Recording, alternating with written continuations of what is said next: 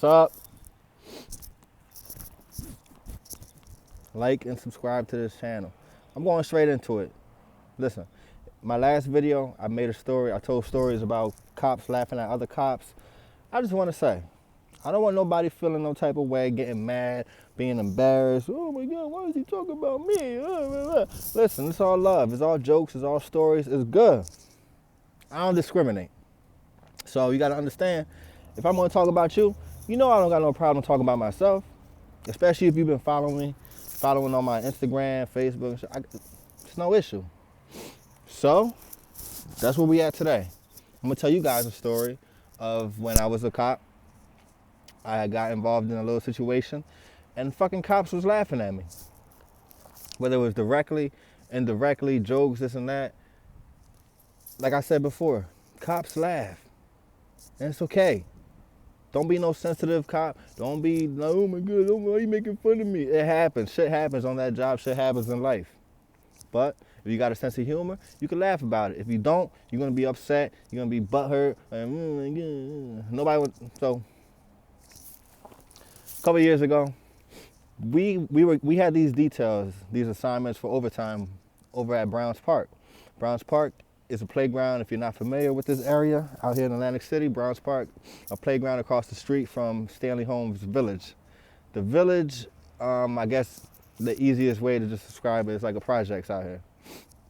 Like for those who aren't from this area. So that overtime was always available because a lot of guys didn't like working with that.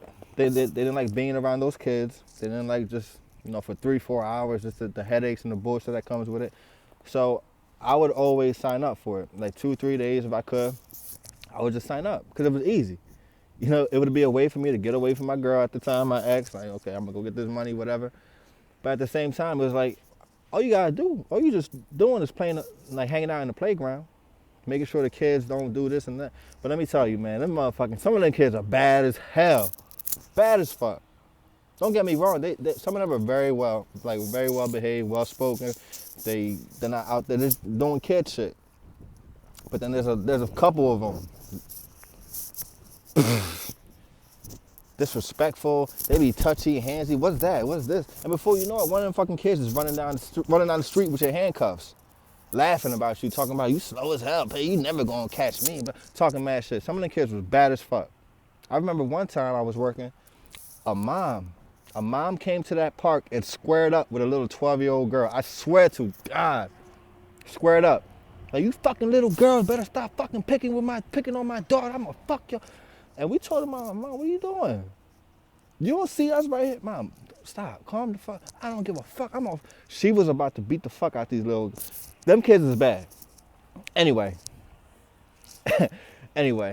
So along with the Browns Park detail, we were also given these details at the walk, the Tanger outlets, the stores, and that detail was just pretty much the stop shoplifters, just be visible, and that's that easy money. So on this particular day, that's the detail I had. I signed up for the outlet, for the walks. It's just me doing that shit. So I go on break, go get something to eat. On my way back from break, I don't go straight to the stores. I'm like, you know what? It's a nice day. Let me go drive by the park. Let me see what's going on at the park. The kids are out. Let me just, make a presence or whatever. So I'm like a half a block away from the park. And I see about 50, 60 people outside. I'm like, damn, what's going on out here? Niggas having a cookout, a block party. Everybody's having a good time. Everybody's out. I'm like, this is lovely out here at the park, at the village. This is what's up. So I get a little closer, and my face is like, what the fuck? There was like 5 fights going on at one time. 2 girls are fighting over there. You got 3 guys over here. This guy's yelling. Fucking grandma, she's standing on her porch swinging a broom at nobody, but just cursing, just yelling. It was a mess. I'm like, what the fuck? I was like, what the fuck am I supposed to do? So I get out of my car, and I start taking a couple steps into the crowd, and I'm like, ho, ho, ho, ho, ho. Wait, hold up. So I take a step back. 18, that's dispatch. 18, there's a large fight taking place at Browns Park. Stanley Holmes Can you send multiple units out here on a 52? Did I use it right? Did I use that right code? So after I called dispatch, 2 girls that were fighting next to me, you know, they start fighting, they get closer to me, and I'm like, all right, bet, I got action. Now I'm gonna get in there, I'm gonna break them, I'm gonna separate this, and I'm gonna just try. I can't just stand around and act like I'm not doing anything. So when the girls fight and get close to me, I try to squeeze in there, stick my arms in, like, come on, get the fuck. And I'm trying to yell at them, like, you're gonna get fucking arrested if you don't do that shit. Come on, get away. Stop. They wasn't paying attention. They're swinging, doing a bunch of crazy shit and all that. At one point, one of them bitches knocked my body cam off my shit, off my vest. Boom, knocked my shit off. I said, oh, this is what we doing? This is what we doing? So I took a step back, bend over, picked up my body cam, put the shit right back on. I took steps back. I said, for y'all want to fight? All right, fucking fight. And I just waited for backup, which felt like that shit took mad long. It feels like I was out there by myself for mad long. Eventually, like fucking what felt like 30 minutes, backup came. You know, everybody cleared up. No more fighting. Everything was good. And you know, so I finished my shift. I went home. You know, I'm talking to my ex at the time, like, oh my God, you know, shit was crazy out here. These motherfuckers was out fighting, blah, blah, blah, this and that, this and that. She's like, wow, that's crazy. So, I don't know if it was that night or the next day, or it was sometime during that week. Of course, like everything in today's society, everything's recorded. Everybody got a phone. So that fight was recorded. Somebody recorded the fight on their phone. And it's going viral. It's on Facebook, you know. And watching the video, I hear, I'm not in the video, but the motherfucking dude recording it is talking mad shit about me. Yo, this motherfucker's like, oh, he a rookie cop. This nigga scared. He don't know what the fuck to do. Look at him, and he's just like, I was like, dude, what am I supposed to do? Anybody tell me, if you watching me, what would you have done in that situation?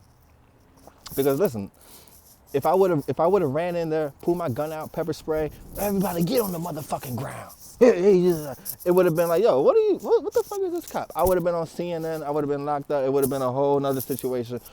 You wanted me to do that? Or I didn't need to get out of my car. I could have just let you guys beat the fuck out of each other, this and that, just stay in the car, wait for backup. But then if somebody would have gotten stabbed, if somebody would have got killed, if something bad would have happened to somebody, it would have been, oh, this motherfucking cop was just sitting in his car. He was scared. He didn't know what the fuck to do, man. So it was like, God, damn if you do, damn if you don't. So I tried to get out. I tried to break up a fight. Bitches knocked my body cam off. So I said, fuck all that shit. I don't got time. So that video, like I said, dude was talking mad shit about me, saying this and that. And when I went to roll call, when I went to work that week, what do you think I heard?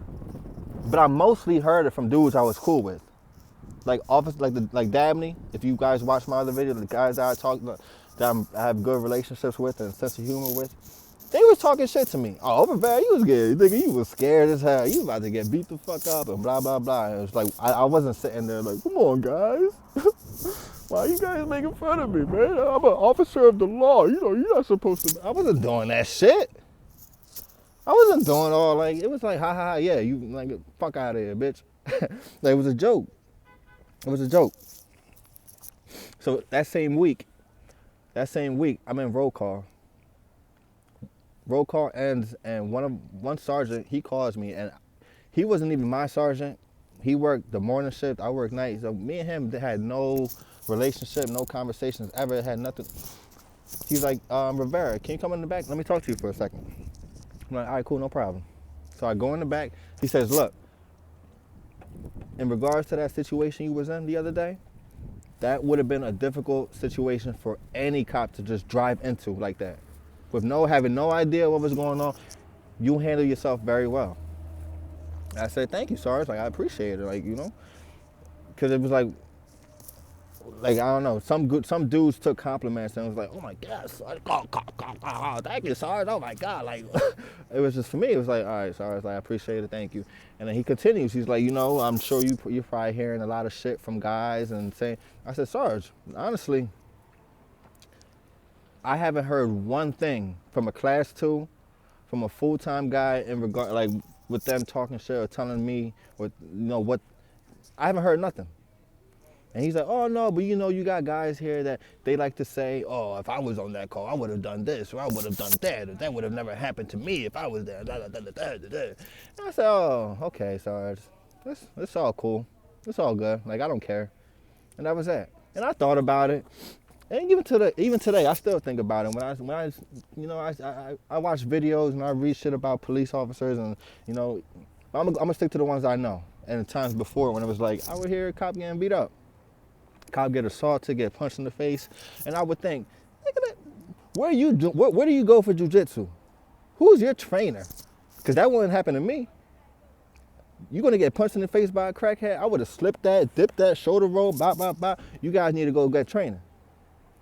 I would have done that same thing, and I did do all that same thing when a lot of guys got punched in their face because cops talk shit. It's just a matter of, are you going to be sensitive about it and cry about it, or are you just going to take it on the chin and wait for something to happen to the next person, and it's a cycle. That's that. Cops talk shit. People laughed at me. People made jokes about me. It was a situation where it was like, again, damn if I did, damn if I didn't, but fuck it. I made it out alive. Guys, I appreciate the video. Well, I hope you appreciate the video. Make sure you like and subscribe to my channel. I'm about to eat this sub. Man, I gotta get this shit any way I can. Whether it's on break, I'm at home, I'm working, man. So make sure you guys are staying busy, stay productive, and whatever the fuck you wanna do, man, go do that shit. Don't let nobody tell you, oh no, fuck them. Do whatever you need to do to be happy and to be successful. That's the name of the game. Like and subscribe, man. Appreciate you guys. Peace.